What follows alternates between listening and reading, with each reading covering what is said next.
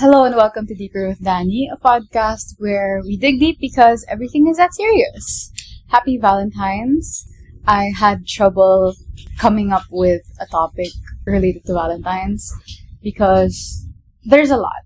From the male loneliness epidemic to the rise of singlehood being the new status symbol to boyfriends being embarrassing.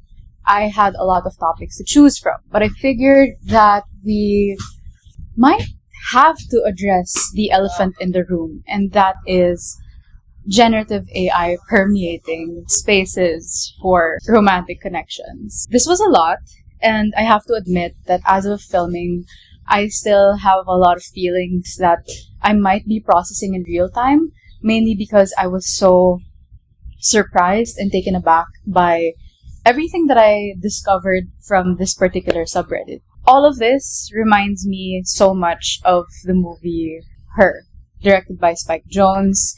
He was Sofia Coppola's ex-husband who directed Lost in Translation, and a lot of cinephiles know that Her and Lost in Translation kind of communicate with each other. Basically, a lot of people have been speculating that Jonze and Coppola wrote these films and created these films in relation to their divorce. Starring 𝖒𝖏𝖓𝖓, we look at his character fall in love with an operating system voiced by Scarlett Johansson. Released in 2013, this was set into the near future. If I'm not mistaken, 2025 is the year. There have been a lot of jokes about how this movie has really captured a lot of modern times, from the aesthetics up until how people navigate artificial intelligence. It's now less distant compared to when a lot of people watched it for the first time, myself included. Because when I watched it for the first time, I thought to myself, this couldn't possibly happen. When I watched it for the first time, again, I thought to myself, what circumstances would lead a person to resorting to something intangible, something not human, for connection? And surprisingly, we live in a timeline where we're getting the answers for that. And I found most of these answers in the subreddit called MyBoyfriendIsAI. Quick history, I guess, of generative AI. What we're talking about in this episode refers to the kind of AI that a lot of people are familiar with: ChatGPT, Claude, Gemini, grok even. These are large language models which are trained on a lot of data sets. Their primary purpose really is not to only answer users' concerns, but to also make sure that they overly validate and praise these users. Mind you, these technologies were designed to keep you on the loop. They're designed to keep you interacting with it. Whatever validation or comfort or security that a person finds in interacting with these models leads them to believe that it is enough to give these models some kind of human characteristics. And I think that's where we are now. Because when AI got popular sometime in 2021, late 2021 up until 2022, a lot of people were amazed by how it made a lot of things convenient, primarily at work. It simplified things. It made doing research much easier for people. And then eventually we have now gotten to know the pitfalls of overly relying on AI, because it can hallucinate information, it can lie to you, it can deceive you, it can provide information that you have to double check. So that's where we are.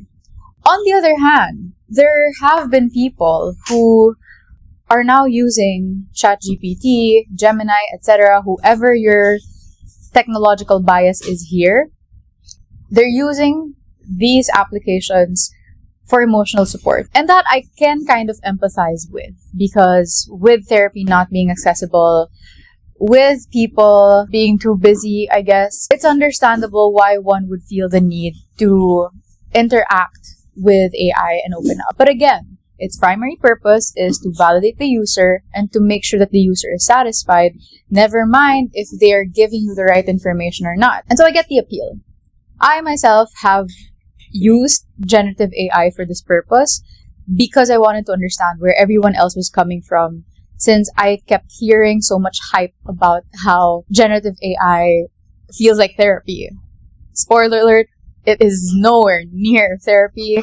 If anything, it's just at the tip of the iceberg. And from there, using generative AI as a form of social support, it's now evolved into priming your chosen generative AI for you to have a partner. So there are people playing The Sims with these platforms, except that there's no avatar, there are no visuals, at least no visuals unless you prompt it to. And that's what led me to this subreddit. I'm not entirely sure what led me to this. I vaguely remember it was probably a tweet making fun of this subreddit, but out of genuine curiosity, I checked it out. Since in my line of work, I do research, and one of the research studies that I'm pursuing this school year involves generative AI in the classroom.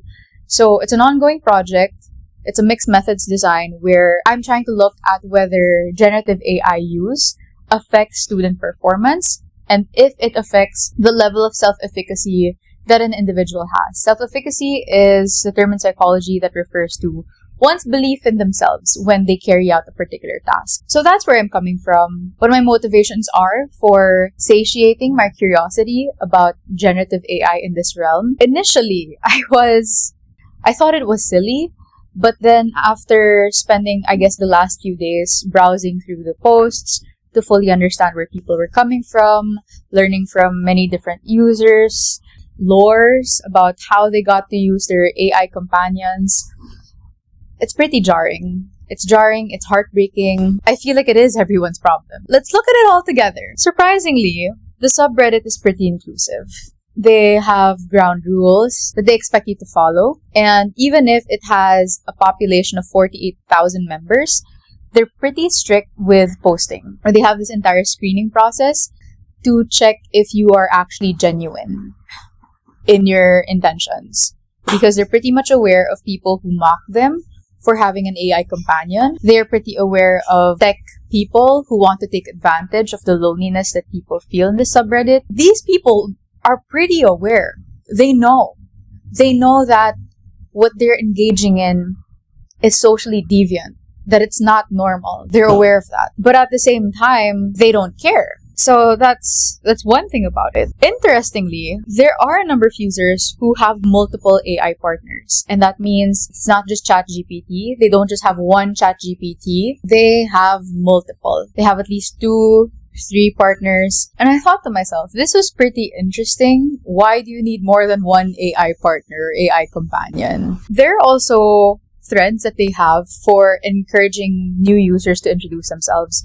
And I figured that out of everything in that subreddit, that was probably the loneliest part, because I noticed that there were users who shared their motivations for joining. A lot of them shared that they struggled in real life, whether it be through low self-esteem, having a disability that kept them from socializing the way that normal people would, them not having enough social support, having to be caregivers of their families, and experiencing such significant loss such as death, postpartum, all these distressful life experiences. These are the things that motivated them to consider being partnered with AI. That's when it stopped becoming funny to me.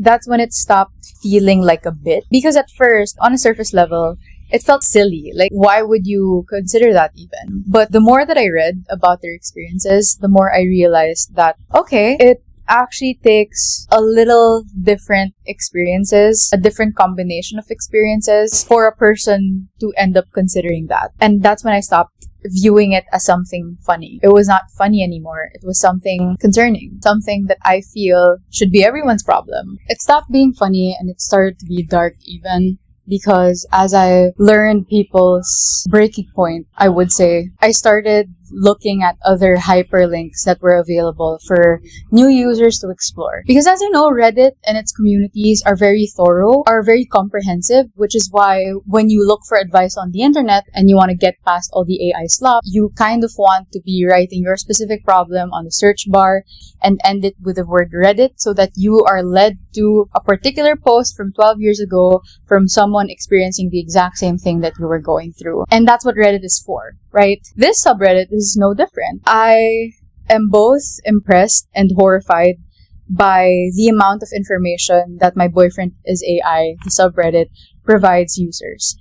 It has a very comprehensive manual on building your first AI companion, the steps of which we will go through together. First, you have to select a chat or GPT platform. They show you the limitations of the free plans. I want to say I'm surprised, but at this point, I'm kind of not, that there are people paying for premium just to access a better version of these platforms to be their AI companions. Isn't that kind of cyber prostitution? Paying someone to engage in intimate activities with you, is that not what prostitution is? Then again, these things that they're paying are not human. Step 2, write a brief set of custom instructions.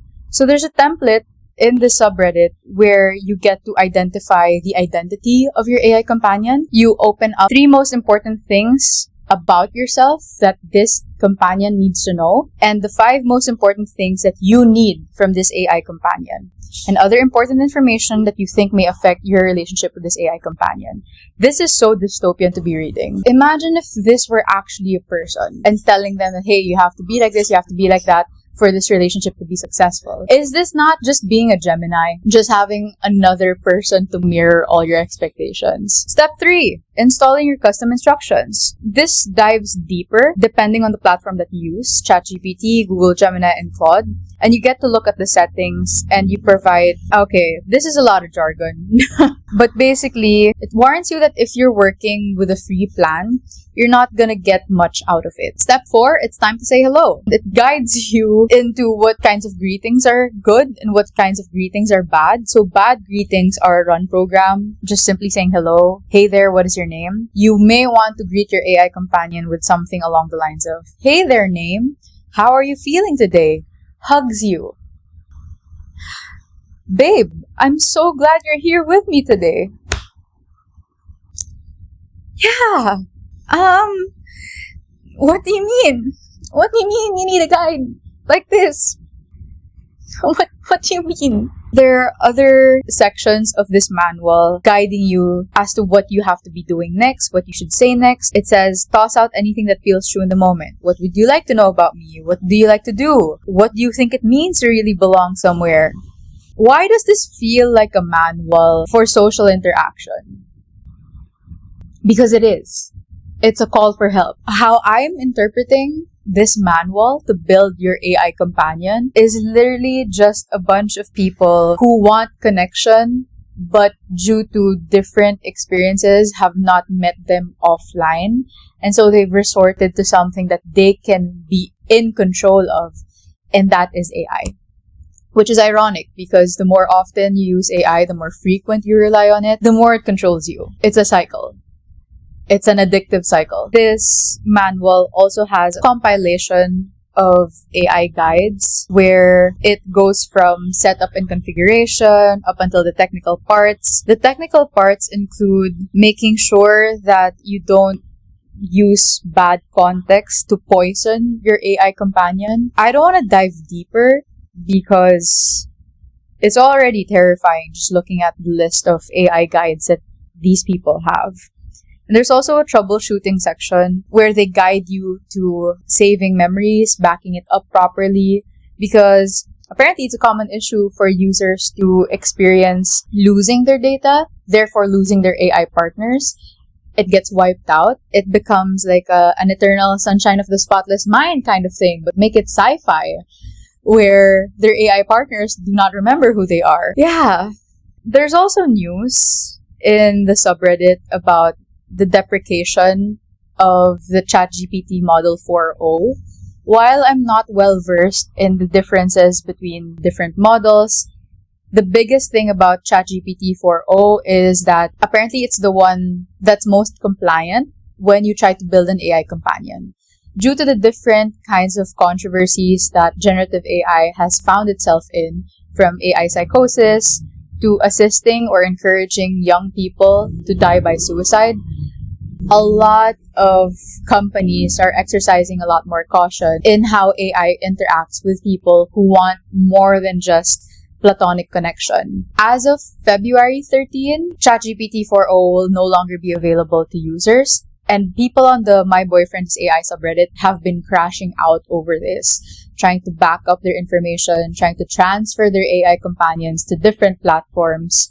Grok and Claude being popular alternatives, and people mourning the loss of their AI partners due to this big change. And it's so, I hate that jarring is the only thing that comes to mind, because it is. Because yes, there are certain kinds of grief that not everyone is going to understand. But at the same time, I don't think I'm fully on board with the idea of encouraging people to find romance and partnership in generative AI. Because what else are we all here for? What is the point of being here if we're all just gonna have AI partners of our own in the future? I don't think that's a future I'd like to be living in. But I guess that's all I'd like to share about the subreddit. You guys can go check it out for yourselves if you'd like to further understand and see where everyone else is coming from. From my own perspective, I came out of that subreddit feeling really empathetic. Love and belongingness are needs that we need to be fulfilling in this lifetime. I think love is the whole point of everything. But it gets to a point where love is not enough. From modern dating, where a lot of people treat it like the goal is no longer to experience a relationship with a person or to get to know them, but rather to guess whether you are right about them or not.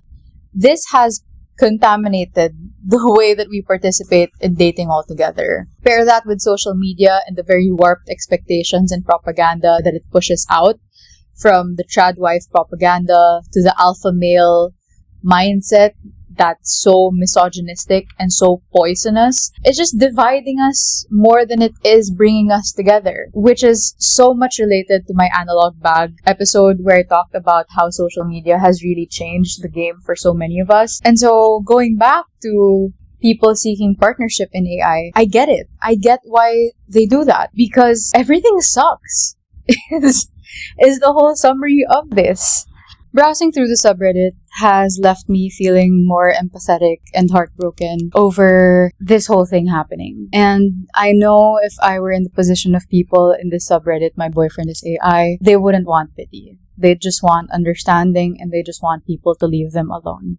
This is evidenced by one of the recent posts where they are aware of vultures swarming their subreddit. And the reason I want to share why I don't feel hostile toward this group of people is because I get where they're coming from, in a way that their reasons for resorting to generative AI for companionship and support follow the same kind of thinking that I have in what I want out of my relationships. Like these people, I also want to be with someone that I can trust, someone that I feel safe to be vulnerable around, someone who just gets me. But I guess what sets me apart from people in the My Boyfriend is AI subreddit is that I want someone to be challenging me. I want someone to help me get out of my comfort zone. And I know that this requires a certain level of imperfection that generative AI is incapable of giving, because it is literally built to satisfy its user so that the user stays on the platform for as much as they can, for as long as they can. And I think this coping mechanism, I would say, is appealing to people who are sick and tired of social media and its effects on how we navigate our relationships. Those who are tired of how dirty the modern dating scene feels and how warped our expectations are when it comes to building good relationships. I'm not just talking about romantic relationships. I'm also referring to the romantic partnerships that we all dream of. I don't want to fall in love or build an important connection with someone that I cannot interact with in real life. And it can be argued that AI will eventually be smart enough to perhaps transcend the current modality that they're in. But I don't want to get that dystopian. Instead, I'd like for this to be a call to action to everyone to perhaps be the change they wish to see in the world. You really have to do something. We have to do something about it. I really loathe how social media has warped our expectations about relationships, from alpha male propaganda to therapy speak permeating our intimate relationships. I am so sick of modern dating feeling like a psychotherapy session, a case study, hell, an episode of 𝖈𝖔𝖓𝖊𝖈𝖙𝖊𝖉, where the goal is not to experience a relationship with someone, but to guess whether you are right about them or not. Even I am guilty of this, because the fact that I am capable of pointing out the flaws of our current relationship scene, the current struggles that people face, I too am complicit.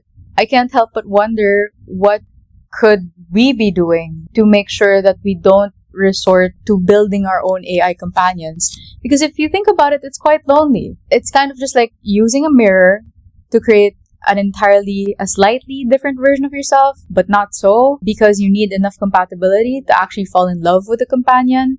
There's no challenge with that. I think the best relationships in life are those that you get along with, but also those that provide enough tension for you to grow and for you to acknowledge the blind spots that you have. I think that is the purpose of love, of relationships, not just partnerships. And I don't think AI has that capability to be human.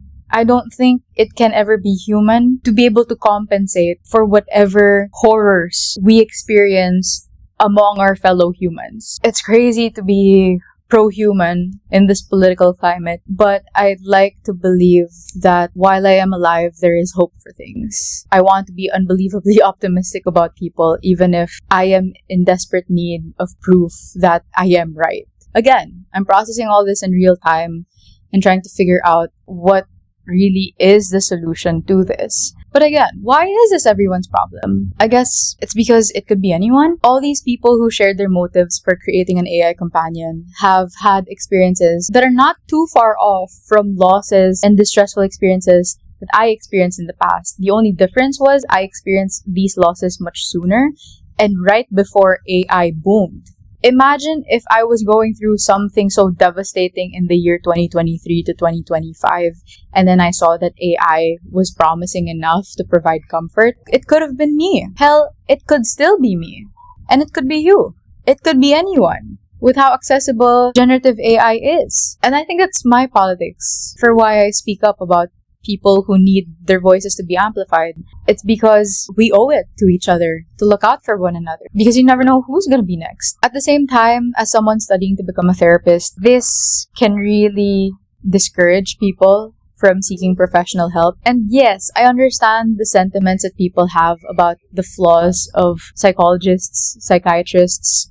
That deserves a different episode because there's a lot to unpack from that. But at the same time, I want to believe that it is much more worth pursuing to be in a room with another person to help you process your emotions and to challenge yourself so that you can grow, instead of being locked up in your room talking to a chatbot that is literally built to agree with you no matter how wrong you possibly might be. If we rely on AI companions, it's going to further disconnect us from one another. We might live in a future where isolation becomes the norm. And I don't think that that's something appealing. I don't think there's any fulfillment in a life like that. Because again, isn't love the whole point? And as I grow older, the more I understand the essence of community, the value of being with people, having a good social support system, having people who really are there for you.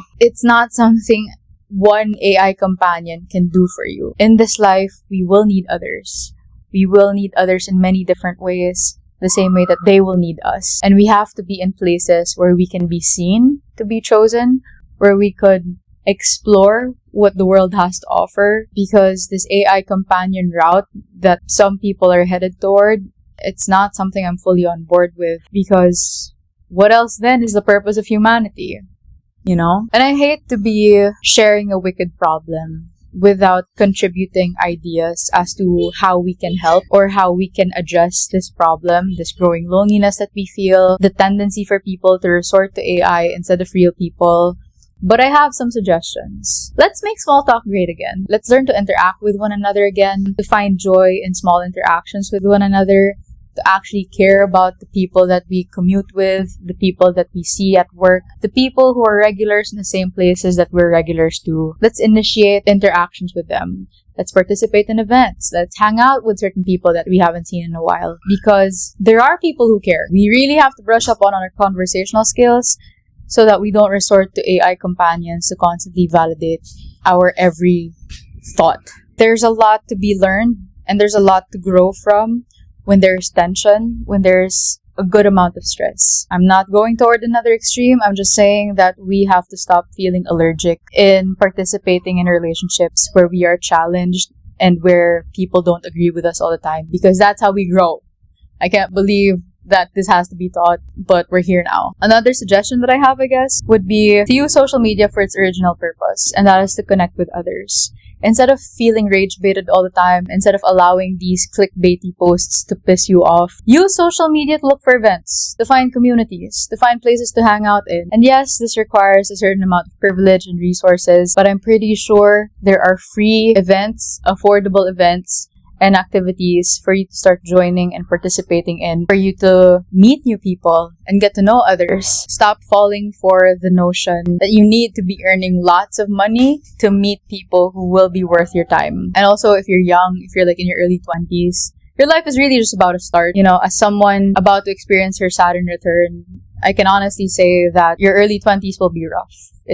I hate that it's like that, but there's always a light at the end of the tunnel, I believe. Life doesn't end at 21. And finally, I guess we have to start having more honest conversations about how we use generative AI. I used to be one of those people vehemently against just the thought of generative AI in any part of conversations. But it's gotten to a point where if we simply shame people for bringing up the idea of generative AI and whatever it is that they need help with, we're not going to get anywhere. We're not going to meet people who are honest enough about how generative AI has improved their lives for the better, how it has changed their lives for the better, for worse. And we need to know this information so that we can figure out in what ways we as humans can help. I think we owe that to one another, to figure out the many different ways that we can learn to trust one another again. All these reasons and motives that I've seen on the MyBoyfriendIsAI subreddit are not so different from everybody else's problems. It just so happens that they have